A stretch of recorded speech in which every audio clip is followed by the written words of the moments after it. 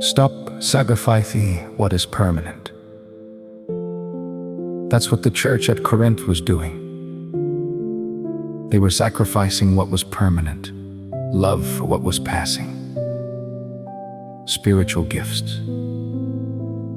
So they would sacrifice their love for one another in order to show off. Come on.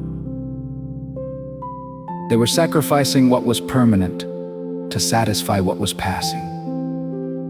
Because even if you do go off and say what you want to say, it's only going to feel good for about the 5 seconds it takes you to realize that now you got to spend 5 days recovering from what felt good for 5 seconds. Was the 5 seconds really worth it, dude? Passing versus permanent. So this is an odd story to connect with 1 Corinthians 13. And I'm going to tell you right now, but the way the Lord showed it to me was a principle and a picture. The principle is stop sacrificing what's permanent to satisfy what's passing. Okay, the picture is a man named Naaman who was a great general of an army of the enemies of Israel called Aram Ben-Hadad II was the king, and Naaman was his man. Naaman was a great man. The Bible says, but now I'm going to stop right there and preach. He was a great man. But how many of you I just described you in one incomplete sentence? I'm a good person, but I'm a Christian, but, well, he was a great man, but he had leprosy. He had leprosy. Leprosy was an incurable skin condition. Of course, you've heard of leprosy, but in this time, it's hard for us to imagine what the cost of carrying that condition would have been. Not only was it incurable, but it was completely isolating. So, what is it like to be a leader who is also a leper? He commanded men, but he could not cure his skin. There are conditions in the room that confound you. You cannot understand how you can be so adept at business and so detached emotionally at home. You do not understand how you can be so good at getting everyone else to connect with you, except the ones you love the most. You cannot understand why it has been possible for you to discipline this area of your life, but not get that one under control. He was a great man, but high position, leprous condition.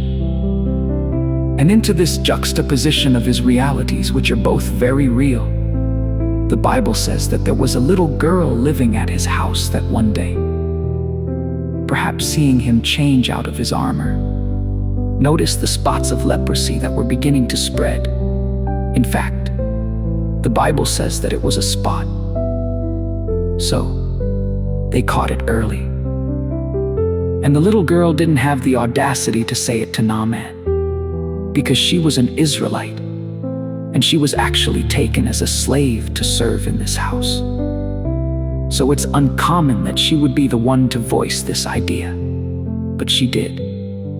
You might be surprised who God will speak through in your life as well. She said, if it were possible for Naaman to go and see the prophet Elisha in Israel, he could cure him. Elisha is amazing with miracles. He helped this widow who was about to have to sell her sons into slavery with just a little bit of oil. He one time called for rain, and there was a drought, and water came out of nowhere when he spoke the word of the Lord. If he could get to Elisha, it'd be amazing. So Naaman did it. He did it. How hard would that be? By the way, we were talking about the hard part. How hard would it be to go to your enemy for help? He has to humble himself to do that. And he makes a journey. It's about 200 miles. But he didn't just make the journey. He had to go to the king and get a letter from the king to take to the prophet, because you can't just show up and tell the prophet you want to be healed. You got to have some letter of recommendation, somebody to help you with entrance into the courts of a great prophet. And so the king says, "Sure, I'll write you a letter." And he writes a letter to say to the king of Israel, "Would you have your prophet heal my commander?" So Naaman makes the journey, and he loads up. Naaman went to his master and told him what the girl from Israel had said. "By all means, go." The king of Aram replied, "I'll send a letter to the king of Israel."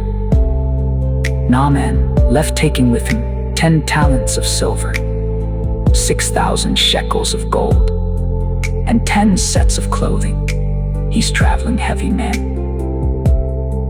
The letter that he took to the king of Israel read, "With this letter, I am sending my servant Naaman to you, so that you may cure him of his leprosy."